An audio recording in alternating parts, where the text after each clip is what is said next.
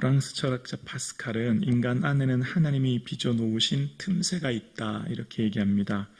인간의 본질에는 그 하나님으로 말미암아 채울 수밖에 없는 그 빈 틈새가 있다는 겁니다. 그래서 그 메워지도 메워지지 않은 그 틈새는 오직 하나님으로만 채워진다라고 이야기합니다.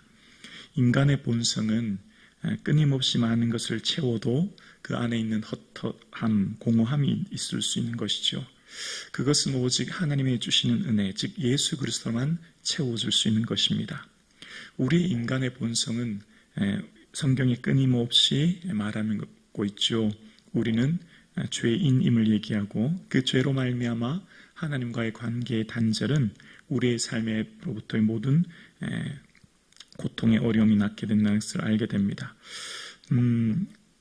지금 계속해서 칭의, 하나님이 의롭다 하심에 대해서 이야기하고 있는데요. 이것이 왜 이렇게 중요할까요, 여러분? 왜 성경에서는 계속해서 하나님의 의, 그리고 그 의로 우리가 칭함을 받았다라고 얘기할까요? 성경의 시야를 잘 한번 보세요. 지금 이 칭의가 오늘을 사는 저와 여러분의 삶에 어떤 의미가 있는가를 계속 얘기하는 겁니다. 여러분, 성경의 시야는 믿음의 선배들은 언제 항상 하나님을 바라보고요. 우리가 그 하나님을 어떻게 배울까, 우리가 그 하나님 앞에 어떻게 설까에 대해서 늘 생각하는 사람들이었다는 거예요. 그래서 계속해서 이 본문이 중요한 겁니다. 아니면 지금 여러분 이 시대를 살아가는 우리에게 경제적인 것들이나 사회 인간관계라든지 무슨 실제적인 구체적인 삶에 있어서 살아가는 어떤 트릭이나 기술로 말하면 성경이 우리에게 지금 당장 무슨 유익이 되는 게 아니지 않습니까? 성경에서 왜 이토록 계속 믿음으로 의롭다함을 받는다라고 합니까? 그 시야가 항상 하나님 나라를 바라보고 있거든요. 지금 현재 서 있는 나의 삶이 하나님 앞에 섰을 때에 내가 어떤 자로 설 것인가에 대한 그 시작으로부터 이 본문이 나온 거예요. 그러니까 우리부터 2000년 전에 살았던 믿음의 선배들의 삶, 1세기 후반에 살았던 믿음의 선배들의 삶은 언제나 하나님 앞에서의 내가 어떻게 설까라고 하는 하나님 앞에서의 삶, 그 나라를 바라보는 삶을 살았던 겁니다. 왜 이렇도록 그 하나님 앞을 바라보았을까요? 현재의 삶이 고난이거든요. 그리고 박해가 심하거든요. 그리고 이 시련과 박해 가운데 내가 정말 이 믿음을 지킬 만한 가치가 있는가? 당장 왜냐하면 이 믿음으로 인해서 여러분 경제적인 활동이 제약당할 뿐만 아니라 내 이후에 이제 1세기 후반 지금 이 바울이 이 로마서를 쓸 당시는 이제 막 네로가 황제가 통치를 시작한 시기였거든요. 다 아시는 것처럼 네로는 정말 극심한 정말 악한 박해자였습니다. 이후에 로마 대화재 사건으로 인해서 정말 끔찍한 박해가 일어나거든요. 그러니까 내게 믿음이 뭔가, 내가 정말 이 믿음을 지킬 만한 가치가 있는가, 내 재산, 내 생명, 내 모든 것 잃어버려도 내가 정말 이 믿음을 붙들어야 되는가라고 하는 그 생각이 있었기 때문이에요. 그래서 오늘 살아가는 우리의 삶에 어쩌면 물질적인 풍요와 신앙생활의 자유로 인해서 믿음의 가치를 잃어버리고 있는 이 시대에 성경은 끊임없이 이야기하고 있습니다. 이 세상이 전부가 아님을, 그리고 우리는 반드시 하나님 앞에 설 것임을 이야기하면서 이 본문은 이야기하는 것이죠. 자, 그러면서 오늘 본문 9절과 10절입니다. 9절과 10절이요. 그런즉 이 복이 할례자에게냐 혹 무할례자에게도냐 무릇 우리가 말하기를 아브라함에게는 그 믿음이 의로 여겨졌다 하노라. 그런즉 그것이 어떻게 여겨졌느냐? 할례시냐 무할례시냐? 할례시가 아니요 무할례시니라. 지금 이제 아브라함의 예를 들면서 믿음으로 의롭다 받은 것을 아브라함의 예를 들어서 이제 계속 설명하는데요. 아브라함은 아직 할례 받지 않았을 때에 믿음으로 의롭다함을 받았다. 그러니까 아브라함이 하늘의 별처럼 내 자손이 많게 할 거야 그랬을 때 아브라함이 그것을 믿었더니 의로 여기셨다 그랬잖아요. 그리고 난 14년 후에 17장에 할례를 행합니다. 이건 뭐죠?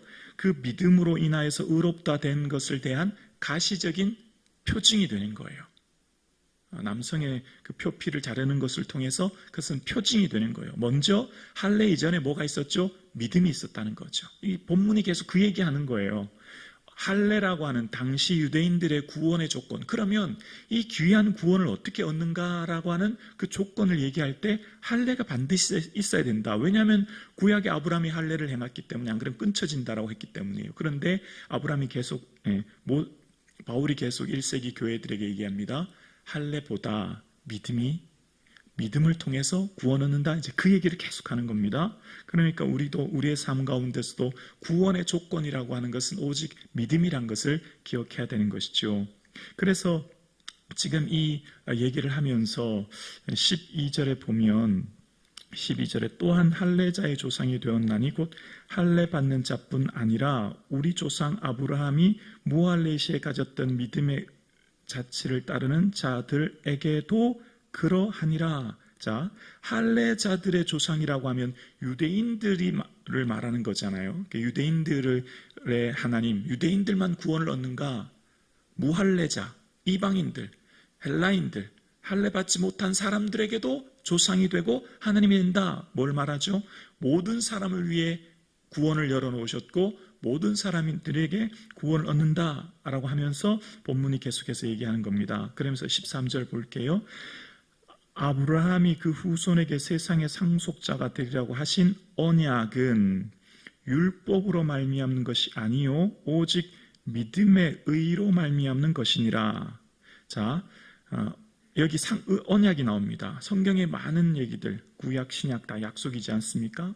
약속에 대해서는 언제나 현재의 삶이 아니라 미래에 있어질 일들에 대해서 두 당사자 간의 신뢰를 기반으로 서로의 책임이 강조되는 것 아니겠습니까? 그래서 일반 계약이라고 하는 커버넌트는 갑을 관계가 형성되고 상호 간에 한 명이 지키지 않으면 자동 파기되지 않습니까? 그런데 오늘 성경에 나오는 이 언약, 베리트라고 하는 것은 이때 당시 문화의 사고로 이렇습니다. 베리트라고 하는 것은 카라트, 자르다라고 하는 데에서 그 의미가 파생되었는데요. 왜 그러냐면 이때 당시 언약이라고 하는 것은 이런 의미가 있는 거예요. 당사자 간의 상호 언약을 맺을 때는 큰 짐승, 소라든지 이런 큰 짐승을 쪼갭니다. 쪼갠 다음에 그 두 사람이 그 사이를 지나가는 거예요. 그리고 지나간 다음에 지나가는 의식을 통해서, 그래서 여기서 베리트에서 카라트, 자르다는 의미가 나온 거거든요. 그래서 지나간 후에 만약 한 명이라도 언약을 안 지키면 어떻게 되냐면 이 소가 쪼개진 것 같이 그 사람도 쪼개진다 라는 것을 의미하기 위함인 거예요. 그래서 이게 어떻게 나왔냐면, 여러분 창세기 15장에 보면 이제 아브라함이 하나님 이 땅을 내게 소유로 준 것을 어떻게 알 수 있어요? 이렇게 물었더니 이제 아브라함이 의로 여기셨다. 그 다음 본문이에요. 그랬더니 하나님 이 땅 내게 주신 거 어떻게 제가 알 수 있나요? 그랬더니 하나님께서 아브라함에게 3년 된 암소, 3년 된 암염소, 순양, 산비둘기, 들비둘기를 준비해라. 그리고 그것들을 모두 쪼개라. 중간을 쪼개놓으라. 이런 얘기를 하세요. 그 짐승들을 반을 이제 쪼개놓는 거죠. 그런데 그때 쪼갠 다음에, 원래 그때 당시 계약은 쪼개면 두 사람이 함께 지나가야 되는데 그 창세기 15장 17절에 보면 타는 횃불이 쪼갠 사이로 지나더라 이런 내용이 나와요. 그러니까 그것은 하나님이 지나가셨다는 것이고 하나님만 그것을 지나가셨다는 거예요. 그러니까 이 언약은 하나님이 이루신다. 하나님이 열심히 이 일을 이루신다라는 것이고, 이 계약의 당사자인 아브라함과 이후의 그 후손들이 언약을 파기합니다. 그럼 당연히 그 아브라함의 후손들이 쪼개져야 되지 않겠습니까? 그러나 하나님은 그들을 쪼개어 죽이는 것이 아니라 당신의 아들을 십자가에 피 흘려 쪼개어 죽이심으로 그 약속의 언약을 이루시는 사건, 그것이 바로 이 언약입니다. 그래서 이 언약은 일반적인 계약은 갑을 관계의 당사자가 반드시 상호간에 지켜야만 성취되지만, 주님께서 하신 언약은 하나님의 열심과 하나님의 의와 하나님의 그 크신 인애, 변함없는 사랑으로 비록 우리의 삶이 죄악 가운데 있었을지라도 우리를 쪼개고 우리를 죽어야 될 그것을 당신의 아들을 십자가에 빌려 죽으심으로 이루셨던 의, 그 의를 우리가 믿음으로 우리가 의롭게 되었고 우리가 구원 얻게 되었다라는 거예요. 그래서 오늘 본문 14절에도 만일 율법에 속한 자들이 상속자이면 믿음은 어떻게 해요? 헛것이 되고 약속은 파기가 되느냐? 15절에 율법은 진노를 이루게 하나니 율법이 없는 곳에는 범법도 없느니라. 우리의 모든 의로 말미암아 하나님의 그 상속자 아브라함을 믿는 우리가 상속자가 되는 것은 우리의 삶에 율법을 지킴이 아니라 믿음으로 말미암은 것이다. 그렇지 않으면 우리의 믿음은 헛것이 된다라고 하는 것을 본문이 지금 이야기하고 있는 것이죠. 그래서 이 본문에서 끊임없이 얘기하고 있는 것, 하나님이 어떤 분인 16절과 17절에 하나님이 어떤 분인가를 믿는 것을 얘기하는데요. 16절, 17절에 그러므로 상속자가 되는 그것이 은혜에 속하기 위하여 믿음으로 되나니 이는 그 약속을 그 모든 후손에게 굳게 하려 하심이라.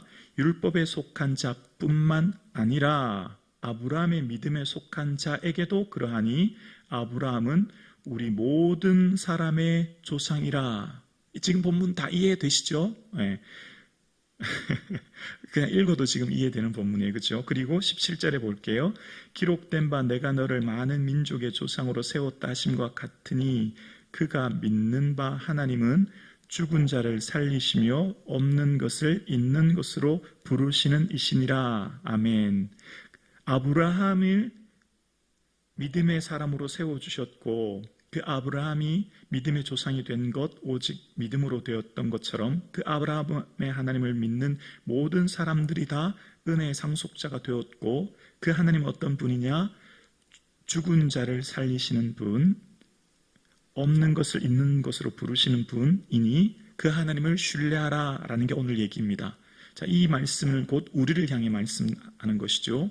우리는 아브라함의 하나님을 믿습니다. 그래서 다시 오실 예수 그리스도를 믿습니다. 그리고 우리는 몸이 죽고 다시 부활하여 예수 그리스도와 함께 그 영광 가운데 있음을 믿습니다. 죽은 자를 살리시는 부활의 하나님을 우리는 믿습니다. 그래서 오늘 우리도 이렇게 이 새벽 이 피곤한 아침 주님께 예배하며 기도하는 이유는 그 부활의 주님을 믿고 그 영광스러운 나라가 있음을 믿기에 오늘 이곳에서 기도하는 것이죠. 그 영광의 하나님을 소망하는 이 아침 되기를 주님의 이름으로 축원합니다.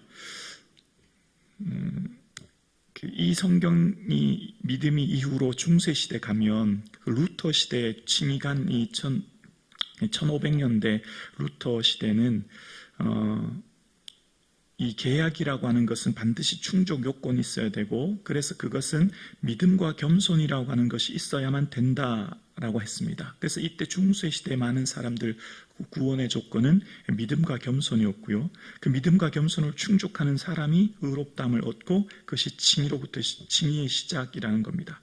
근데 루터가 아무리 생각해도 우리의 죄성으로는 우리가 겸손해질 수도 없고 우리가 믿음을 가질 수 없다는 것을 끊임없이 생각한 겁니다.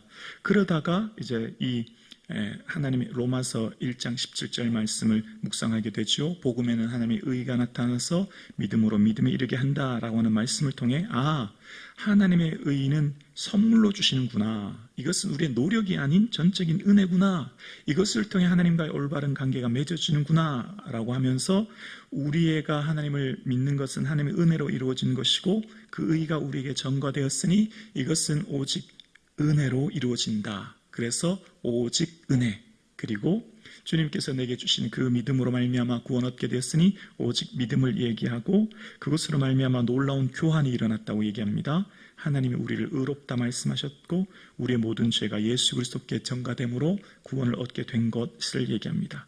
그래서 중세 트리엔트 공의회 때까지만 해도 칭의라고 하는 하나님이 의롭다 하시는 사건은 인간이 아담의 자손으로부터 와서 둘째 아담인 예수 그리스도의 은혜의 상태로 입양되기까지 한 과정으로만 봤는데 그러니까 이 말은 어떤 말이죠?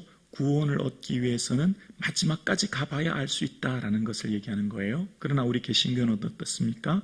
우리는 칭의와 함께 성화라 두 개로 나눠지는데요. 뭔 말이냐면 예수님을 믿는 그 순간 우리가 구원을 얻었고 아멘이시죠? 우린 이미 구원 얻은 거예요. 우리의 믿음은 확실히 이미 구원 얻은 자예요. 그리고 그 하나님 나라의 그 영광스러운 나라까지 성화의 삶을 살아가는 것.